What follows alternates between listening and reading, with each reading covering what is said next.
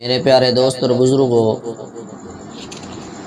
حضرت ایاس ابن سلمہ اپنے والد سلمہ سے نقل کرتے ہیں کہ انہوں نے کہا ایک مرتبہ حضرت عمر ابن خطاب رضی اللہ عنہ بازار سے گزرے، ان کے ہاتھ میں کوڑا بھی تھا۔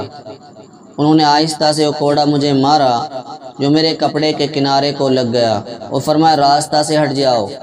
جب اگلا سال آیا تو آپ کی مجھ سے ملاقات ہوئی، مجھ سے کہا اے سلمہ کیا تمہارا حج کا ارادہ ہے؟ میں نے کہا جی ہاں۔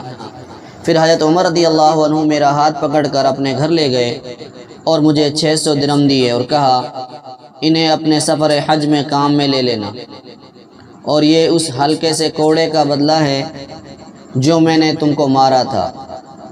حضرت سلمہ کہتے ہیں میں نے کہا امیر المومنین مجھے تو کوڑا یاد بھی نہیں رہا۔ فرمایا لیکن میں تو اسے نہیں بولا، یعنی میں نے مار تو دیا لیکن سارا سال کھٹکتا رہا۔ تو میرے پیارے دوست اور بزرگوں، حضرت عمر رضی اللہ تعالیٰ عنہ کا اتنا تقویٰ تھا، یہ خوف خدا ہے۔ میرے پیارے دوست اور بزرگوں، ہمارے اکابرین، ہمارے سلف صالحین کی اپنے دوستوں کو 3 نصیحتیں۔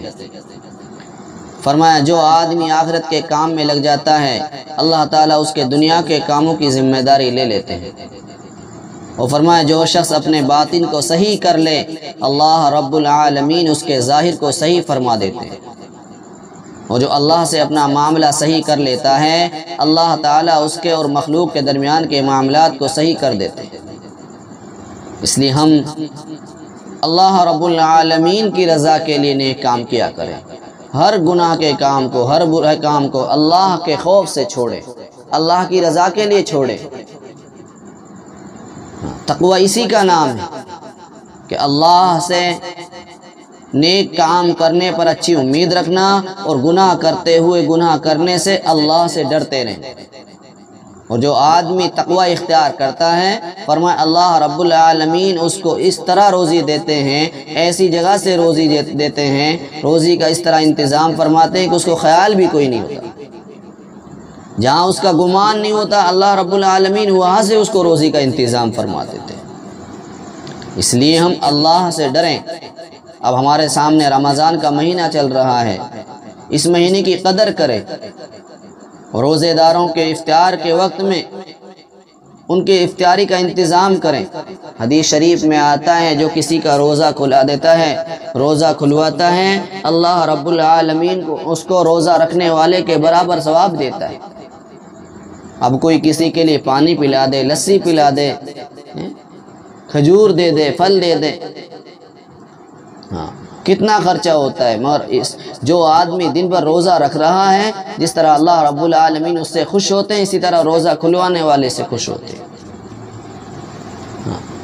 اب ہم کسی کے لیے دودھ کا انتظام کر دیں، شربت کا انتظام کر دیں، لسی کا انتظام کر دیں، اس میں ہمارا کتنا خرچہ ہوگا۔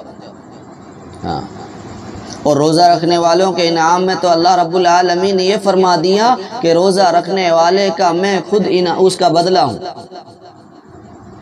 ایک حدیث میں اس کو بدلہ دیتا ہوں، خود اس کا انعام دیتا ہوں، اور دوسری حدیث میں تو یہ ہے کہ میں خود روزہ رکھنے والے کے لیے اس کا بدلہ ہوں۔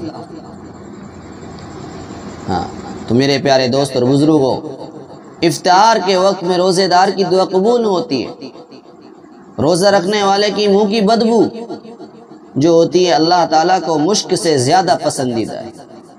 اس لیے جو روزہ رکھنے والے حضرات ہیں وہ اپنے لیے، امت مسلمہ کے لیے اور خصوصاً اپنے ملک ہندوستان کے امن کے لیے دعا مانگیں کہ اللہ پاک ہمارے ملک میں امن اور امان پیدا فرمائے۔